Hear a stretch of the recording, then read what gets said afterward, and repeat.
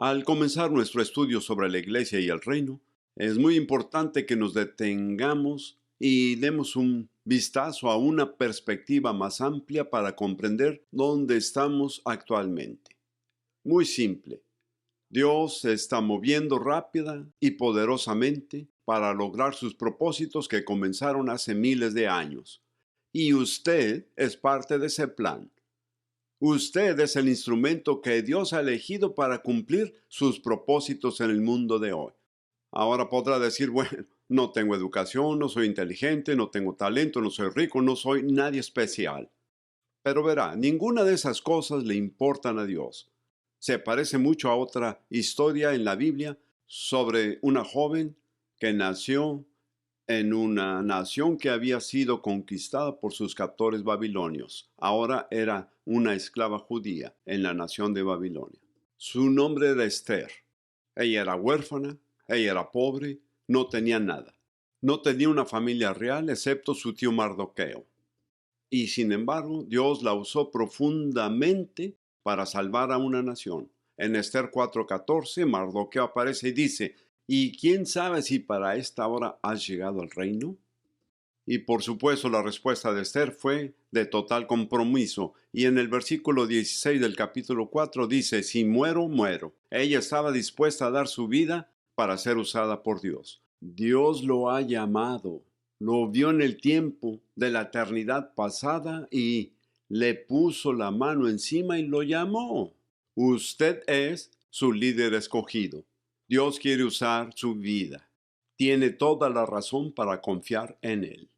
Y como líderes elegidos de Dios, deberíamos hacer preguntas muy importantes y muy críticas en este momento. Ahora, frecuentemente pensamos en el liderazgo como, bueno, tengo que tener las respuestas, debo saber qué decir.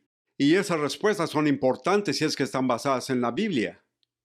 Pero creo que hay un lugar y un momento en el liderazgo donde necesitamos hacer preguntas y hacer las preguntas correctas nos llevará a respuestas muy importantes.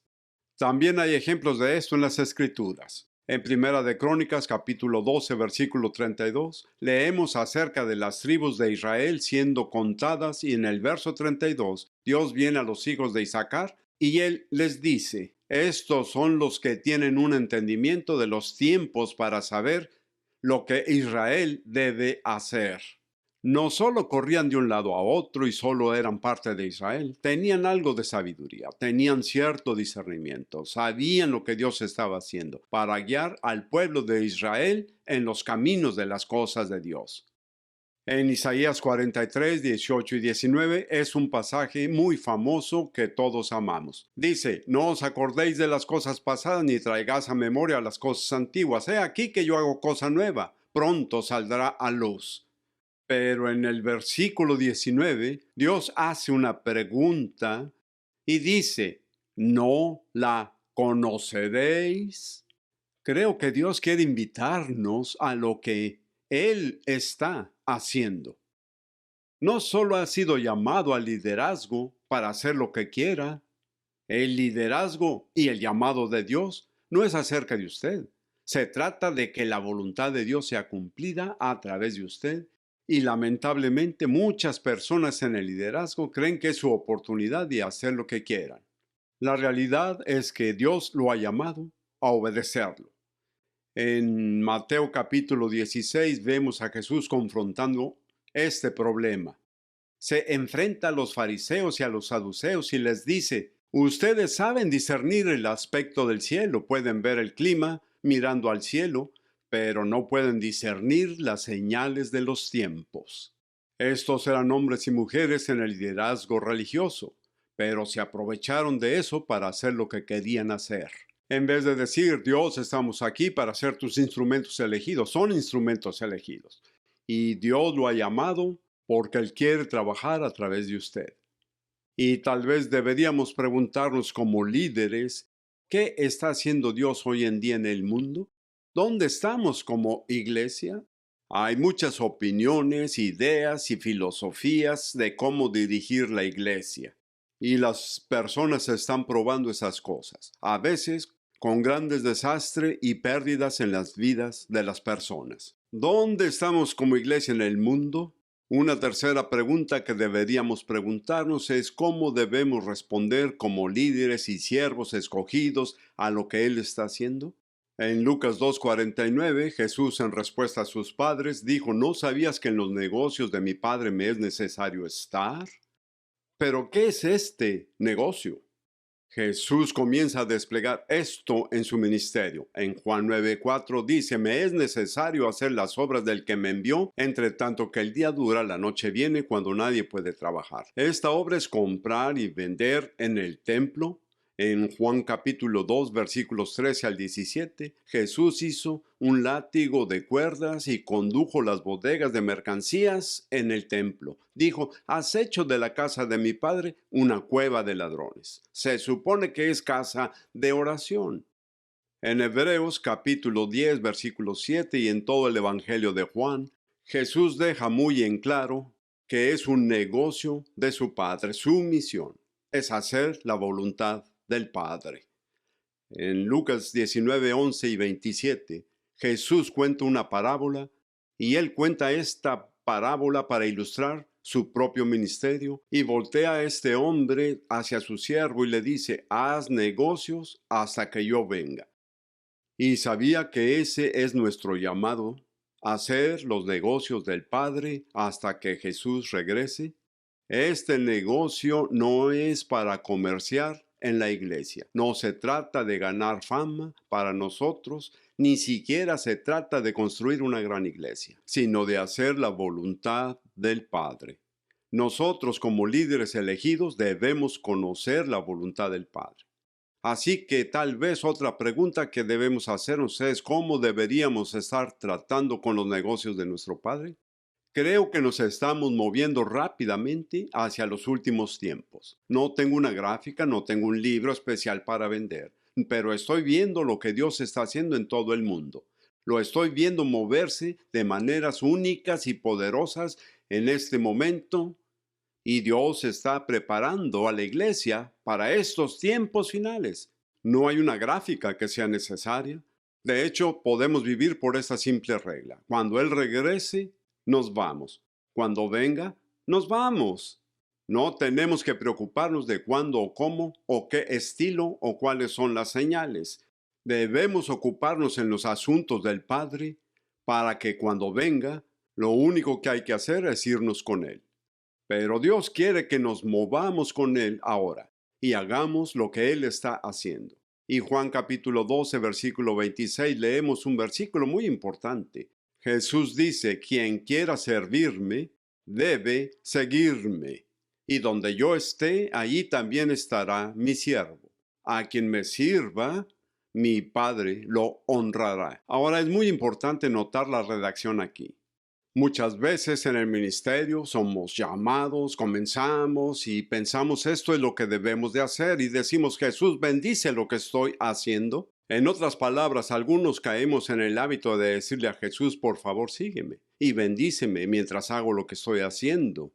Pero claramente en la palabra Jesús dice: quien quiera servirme, debe seguirme. Y donde yo esté, donde Jesús está, allí también estará mi siervo.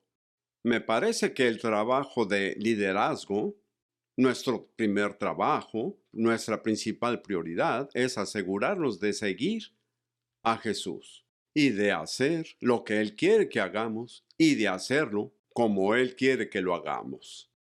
De hecho, permítanme compartir lo que siento que es uno de los principios más críticos y necesarios para que cada líder fructífero pueda comprender.